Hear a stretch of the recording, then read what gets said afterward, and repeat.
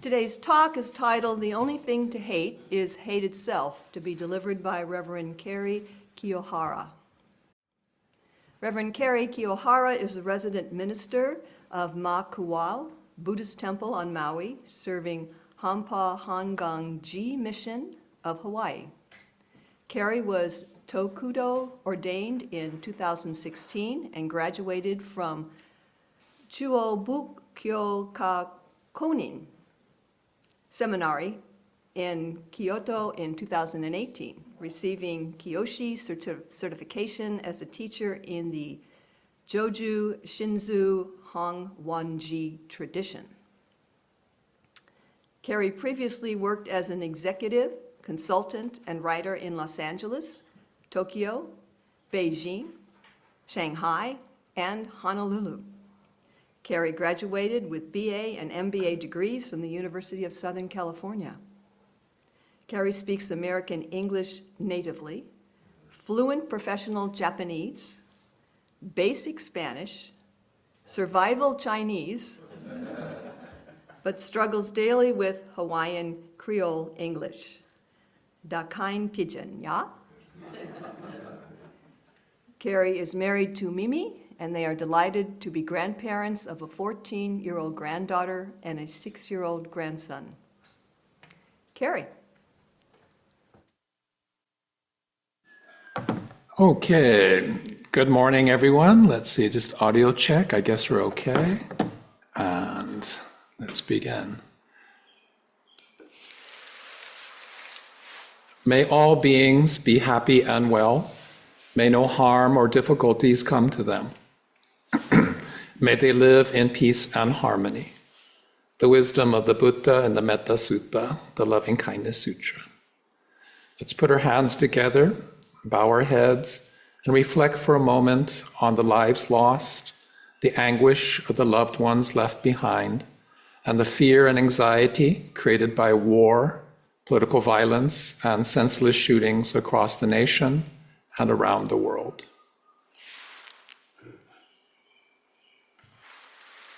Namo Amida Butsu, Namo Amida Butsu. Aloha mai kako, aloha for everyone. So this morning, I'd like to talk about the idea of hate and its resulting consequences that manifest in violence. Because as Buddhists, we stand against violence in all forms, based on the truth of non-self, on Atman, truly recognizing the interconnected and interdependent nature of all life, and thus following the principle of ahimsa, or non-harm to all life. Because the Buddha taught that when we cause harm to others, when we harm other living beings, or we cause harm to other living beings, this karma, this action, this reality inevitably leads to harming ourselves. As Buddhists, we understand this truth and we aspire to living this unrepeatable life accordingly. But as human beings, born as human beings, we live in the real world of 2026 in America. So in the real world, politicians, the media, the rich and powerful, social media influencers seek to use human tragedy and suffering to advance political, profit, and personal agendas, and not address very real human suffering. So we are taught to blame the other for all of our problems, pain, and anxiety. We're told to convince ourselves we're the victims here. We're conditioned to think it's acceptable to discriminate against the other. They are the cause of all of our problems. And we are shown every day that it is profitable to promote hate the other.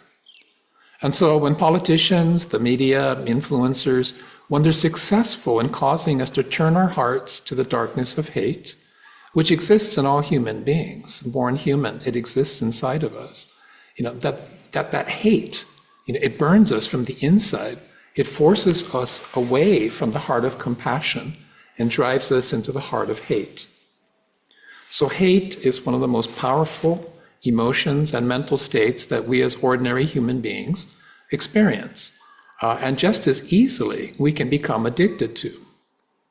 So we instinctively know that addiction to hate is not beneficial to our physical, mental, and spiritual health.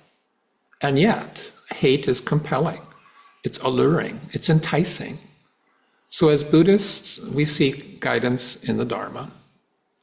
I'm sorry, I have to go this side. So the wisdom of the Buddha. Hatred does not cease through hatred at any time. Hatred ceases through love.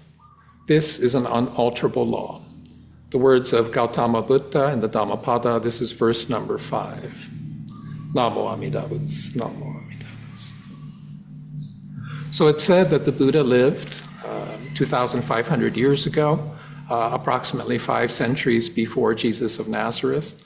So this truth has been around for a while. This insight has been around for a while. Right? Hate can only be overcome by love. So this reality as it is, this Dharma, this truth, this law, it's undeniable. It's undeniable. We intuitively know this to be true. And so this truth, as taught by the Buddha more than 2,500 years ago, finds its expression in many languages, in many cultures, and by many people. Returning hate for hate multiplies hate, adding deeper darkness to a night already devoid of stars. Darkness cannot drive out darkness. Only light can do that. Hate cannot drive out hate. Only love can do that.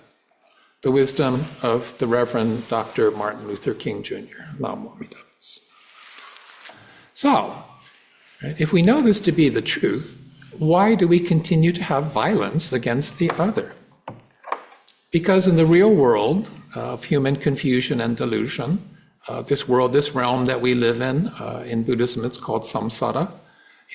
In samsara, in this realm of human confusion and delusion, hate is much easier than love. So in the real world, the Buddha taught that it is human nature to seek to blame the causes and conditions. So in the modern world, we blame, politicians who use racial, economic, and religious differences to divide, to create hate, to distract people from the world as it is, for political power. The extraordinarily wealthy, whose insatiable and all-consuming greed continues to drive economic inequality in society. So the media, both news and entertainment, if you think of it in that sense as the media, they know that conflict sells advertising space. And so, the media focuses on the drama of hate, confrontation, and violence. And influencers, they know that extreme anything, extreme sells on social media. You get views, you get people clicking on stuff, they share it. And so they seek to exploit tragedy, they provoke violence, they normalize suffering for personal fame and fortune. As long as I get my money from YouTube, it really doesn't matter what consequences there are. We want to blame easy access to guns. We want to blame violent imagery and language in the media, pornography that focuses on racial, sexual, gender, and identity stereotypes and scapegoating. We want to blame the unfiltered ability to hate, to express hate, to provoke hate without any real-world consequences that's created by social media and the internet. You can basically say anything you want on social media, and there's no consequences.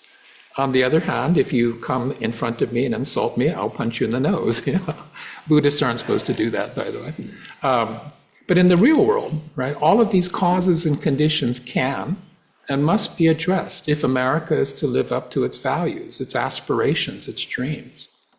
So the long-term solution will take a shared commitment to doing what is right for all people, not just certain groups of people, through civil discourse, deliberation, and working together to fix the breaches in our society. In the meantime, as Buddhists, should we rise up and protest and make our voices heard that hate in any form, violence against anyone and anything, and discrimination against any person is unacceptable?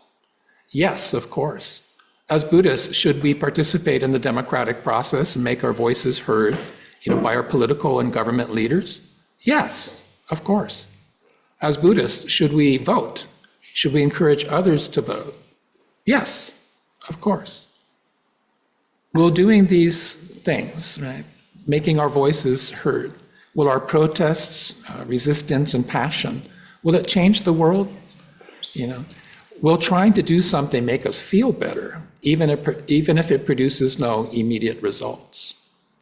The very realistic and Buddhist answer is maybe, right? Which, of course, is a very unsatisfactory answer. Our ego self thinks, if I can't change the world, what's the point of trying?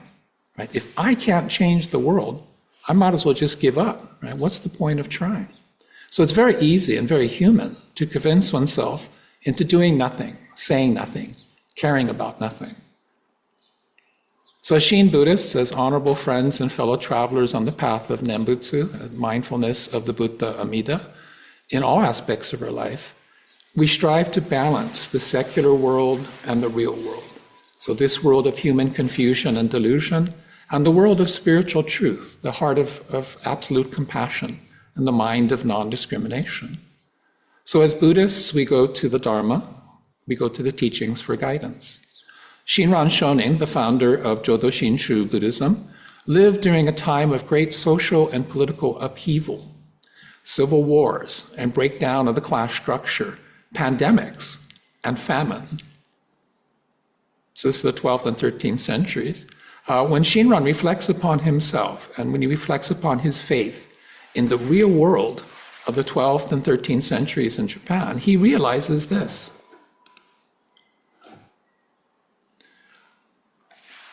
I know nothing at all of good and evil, for if I could know thoroughly, as Amida Tathagata knows, that an act was good, then I would know good. If I could know thoroughly, as the Tathagata knows, that an act was evil, then I would know evil. But with a foolish being full of blind passions, in this fleeting world, this burning house, all matters without exception are empty and false, totally without truth and sincerity. The Nembutsu alone is true and real.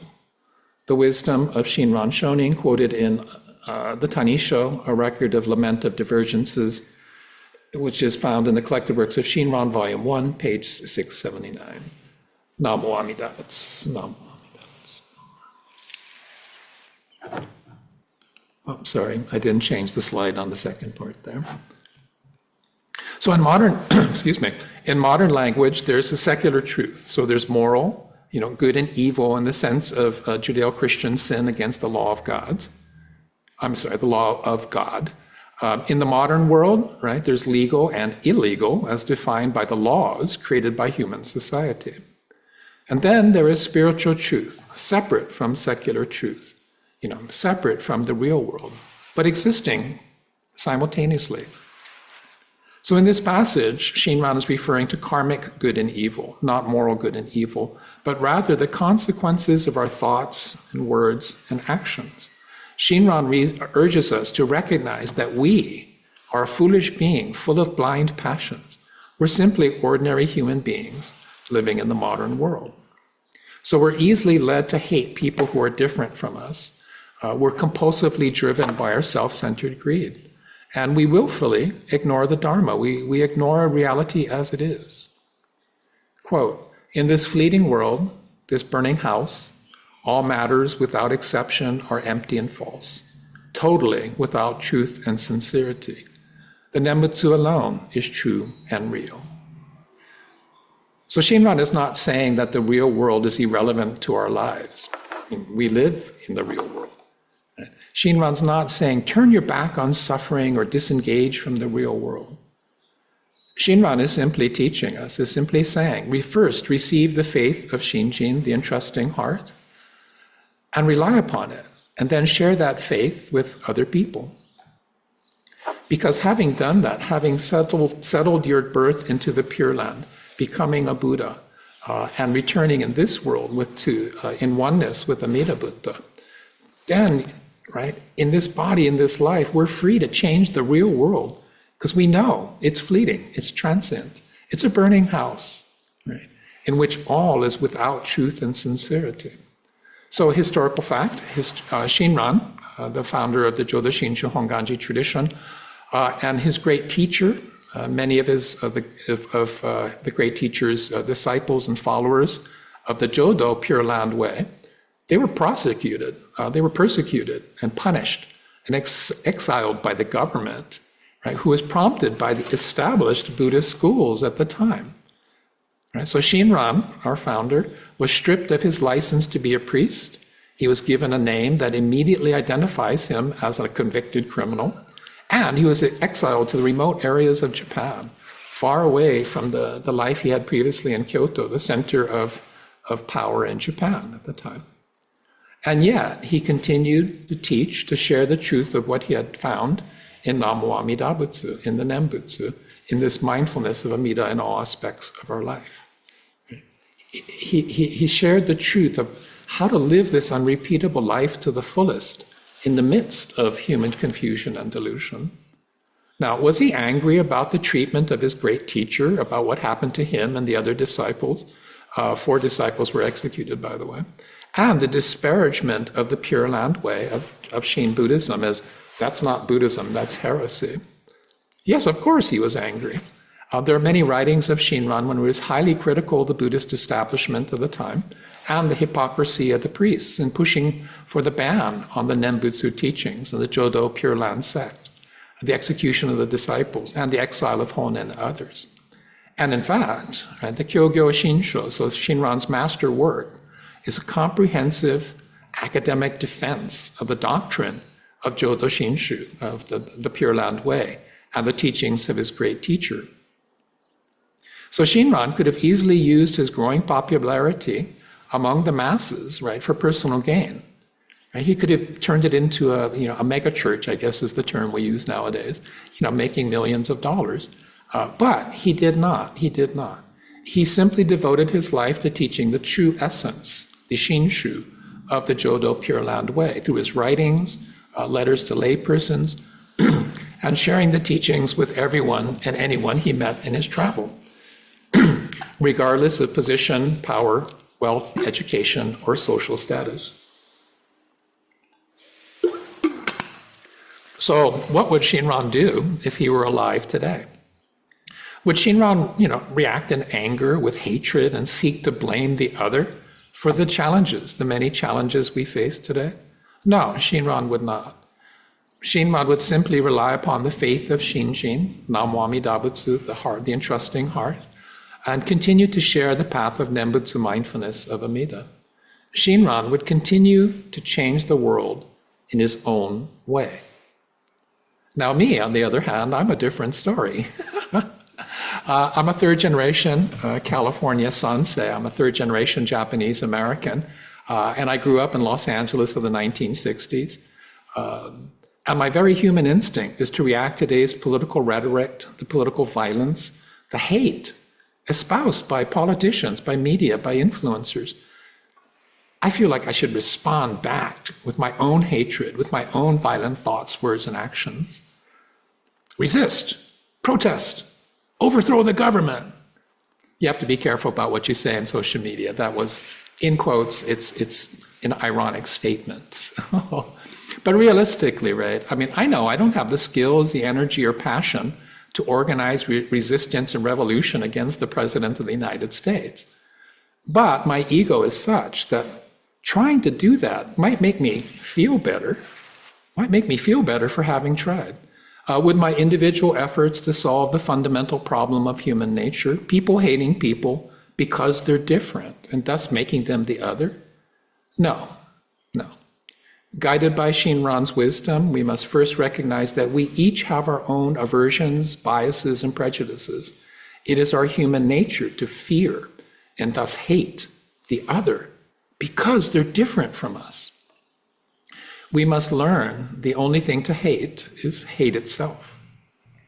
So illuminated by Amida's light of infinite compassion, Amida's great compassion, great wisdom, this awakens our heart of compassion, and we seek to understand the other, to alleviate the suffering of all people, to overcome hate with love. So embraced by kindness and gratitude beyond words, embraced by Amida Buddha, we must strive to return this kindness and gratitude by embracing others with kindness and gratitude. Is it easy? No, it's not easy to change the world, much less change myself. It's not easy to change myself. By myself, just as I am, I may not make a difference in the world, but I must try. I must try. So the strength and serenity to try and try and try again, right, come from truly accepting one's very human limitations, and at the same time truly experiencing the heart of compassion and the mind of non-discrimination of Amida Buddha working in one's unrepeatable life in the real world, in this real world that we live in of 2026 in America.